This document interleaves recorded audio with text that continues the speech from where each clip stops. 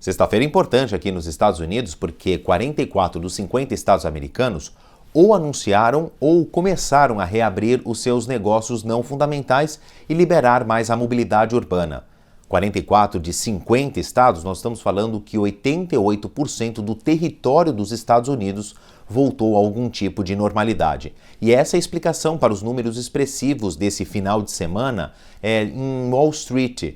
Os índices Dow Jones e S&P 500 têm o melhor resultado em uma semana. E se a gente olhar para o Nasdaq, que é o índice que reúne empresas de tecnologia, novos negócios, startups, é o melhor resultado nesta sexta-feira desde 2019.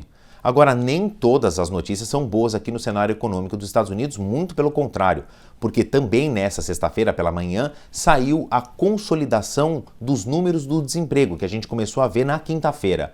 Em abril, foram cortados 20 milhões e 500 mil postos de trabalho. É claro que essa citação superlativa, nunca na história desse país viu-se números tão negativos do mercado de trabalho, é repetida a cada semana porque é verdade. Desde que o índice de desemprego começou a ser medido em 1939, não existe nem de perto dados tão negativos, tão assustadores do mercado de trabalho aqui nos Estados Unidos. A título de comparação, eu fui buscar aqui os dados históricos e em 1948, em abril, houve uma perda aí de empregos na casa dos 10,8%.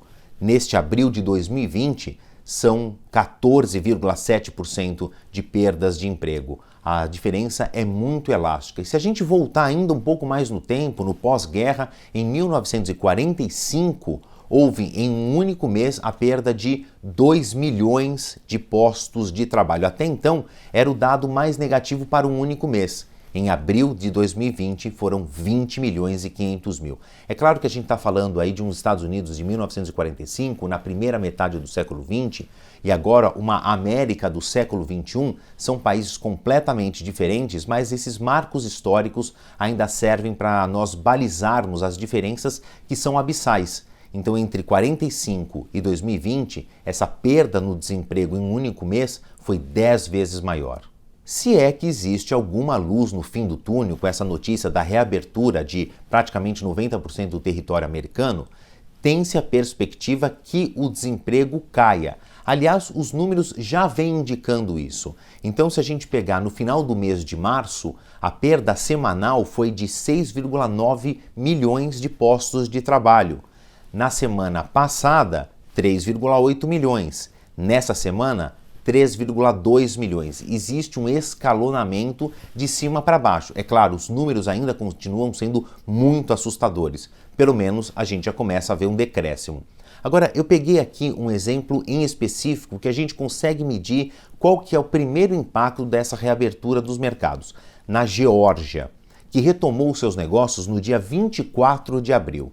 Quando também saiu mais uma taxa de desemprego daquele estado. Então, no dia 24 de abril, na última semana do mês de abril, houve 226 demissões.